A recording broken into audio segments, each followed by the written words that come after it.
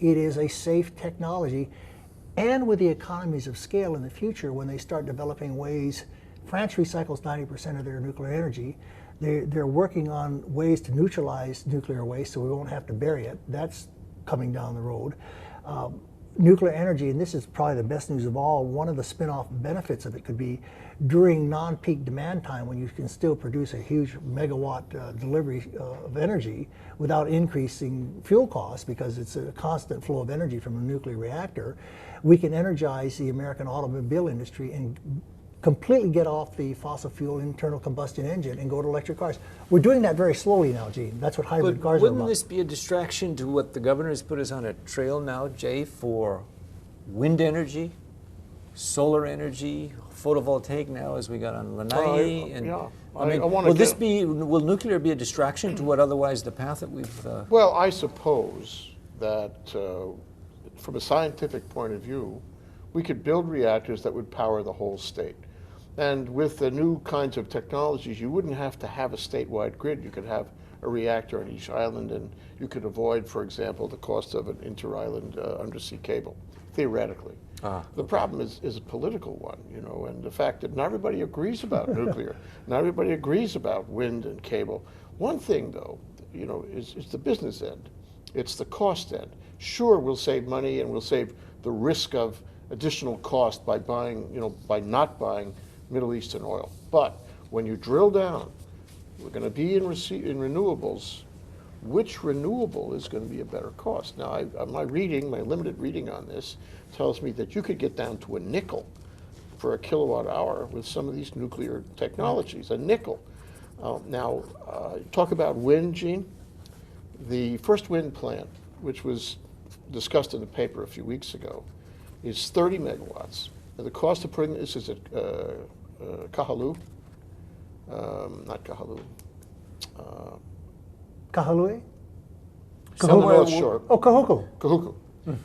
That first wind plant at Kahuku is 30 megawatts, and it's going to cost about $100 million. So do the math. That's pretty expensive. And indeed, you know, renewables, we have to get over the hump. We have to spend the money for new infrastructure to build new systems that are different than fossil fuel systems, and that's why it's going to be expensive. Well, to amortize $100 million, that's going to be reflected in the cost of a kilowatt hour. And I would bet that that's going to be much more than a nickel. So if we drill down, we have to make this analysis as we go forward, putting each renewable technology in place. And we have to make a cost-benefit analysis so that we're not just paying more and more and more. Gene, first of all, we have to have a renewable portfolio of energy. It has to include ocean thermal energy. It has to include geothermal. It has to include wind. It has to include solar. And it has to include nuclear. Now, here are a number of things that are salient to having a diversified package. First of all, you cannot rely on just wind and solar because there's times, long periods of time, when wind does not blow or when the sun's blocked out. Remember several years ago we had the biblical rains, 41 days of rain and no sun. So you need a diversified portfolio. For Representative Thielen, you have to mention ocean. Ocean wave. Please do, yes. Ocean thermal and ocean wave. There's two. But my point being is, the other thing we have to do, and I violently disagree with the $1.5 billion, which will end up being $3 billion underseas cable that we'll have to pay for as consumers. God knows Hawaiian Electric, everything Hawaiian Electric touches turns into gold and costs us twice as much and takes twice as long. But the bottom line is, we have to break up the grid.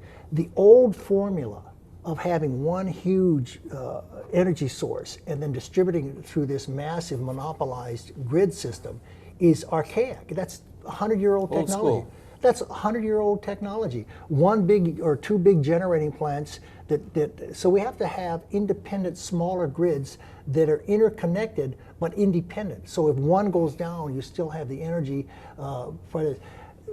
What's been done to the Hawaiian Islands energy-wise, especially electric energy, is criminal. The entire island has enough geothermal potential to have up to 1,000 megawatts of energy. Right now we're producing 30. The Big Island could be totally energy independent just from from geothermal energy. And that's why we can't underestimate those who are in the environmental community and with the laws and with what is on the books and in the courts, that those have been difficult propositions to use what common sense would say. You know, we've got enough of that under the ground that comes out freely, but the restrictions, the political will has been missing. Well, we've That's true. But let me ask you this. We spoke about this just before the program began.